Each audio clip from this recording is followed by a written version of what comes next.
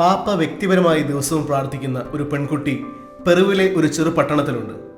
ലോകത്തിന് മുഴുവൻ ലിയോ 14 മാർപ്പാപ്പയായിരിക്കാം.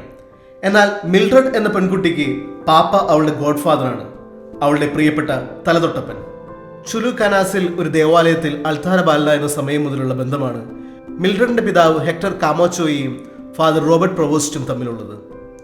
അതുകൊണ്ട് തന്നെ ഹെക്ടറിന് ആദ്യമായി ഒരു കുഞ്ഞ് ജനിച്ചപ്പോൾ ഫാദർ പ്രൊവോസ്റ്റിനെ മാമോദിസയ്ക്ക് ക്ഷണിച്ചു. എന്നാൽ കുദാശ പരികർമ്മം ചെയ്യാനല്ല, മറിച്ച് തന്റെ കുഞ്ഞിന് തലതൊട്ടപ്പനാകാനാണ് ഹെക്ടർ അന്ന് ഫാദർ പ്രൊവോസ്റ്റിനോട് ആവശ്യപ്പെട്ടത്. ഫാദർ പ്രൊവോസ്റ്റിന്റെ അമ്മയുടെ സ്മരണയ്ക്കായി മിൽഡ്രഡ് എന്ന പേരും ഹെക്ടർ തന്റെ മകൾക്ക് നൽകി. ആരറിഞ്ഞു അന്ന് ആ കുഞ്ഞിനെ കയ്യിലെടുത്ത ആ പുരോഹിതൻ ഒരു ദിവസം ആഗോള സഭയുടെ തലവനാകുമെന്ന്. തന്റെ ഗോഡ് ഫാദറിനെ മിൽഡ്രഡ് എന്നും ഏറെ ബഹുമാനത്തോടെയാണ് കണ്ടിരുന്നത്. അദ്ദേഹത്തെ ഞാൻ ബാല്യകാലം മുതൽ ഏറെ ബഹുമാനിച്ചിരുന്നു. ഞങ്ങൾക്കിടയിൽ അധികം കൂടിക്കാഴ്ചകൾ ഉണ്ടായിരുന്നില്ല. എങ്കിലും ഇടയ്ക്ക് ഇമെയിലുകൾ അയക്കും, പ്രാർത്ഥന വാഗ്ദാനം ചെയ്യും. സന്തോഷത്തോടെ ജീവിക്കൂ, ജീവിതത്തിൽ പ്രത്യാശ കൈവിടരുത്, ഞാൻ തന്നെ പ്രാർത്ഥനയിൽ ഓർക്കുന്നു.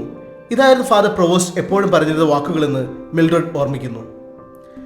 2024 ഓഗസ്റ്റ് 10 അന്നാണ് മിൽഡ്രഡ് തന്റെ തലതൊട്ടപ്പനെ അവസാനമായി കണ്ടത്. അന്ന് അദ്ദേഹം കർദിനാൾ റോബർട്ട് പ്രൊവോസ്റ്റ് ആയിരുന്നു. ചുലു കാനാസ് രൂപതയുടെ 60ാം വാർഷികത്തിനായാണ് അദ്ദേഹം അന്ന് പെറുവിലെത്തിയത്. ഇനി വീണ്ടും കണ്ടുമുട്ടാൻ വർഷങ്ങൾ എടുത്തേക്കാം എന്നാണ് കർദിനാൾ പ്രൊവോസ്റ്റ് അന്ന് മിൽഡ്രഡിനോട് പറഞ്ഞത്.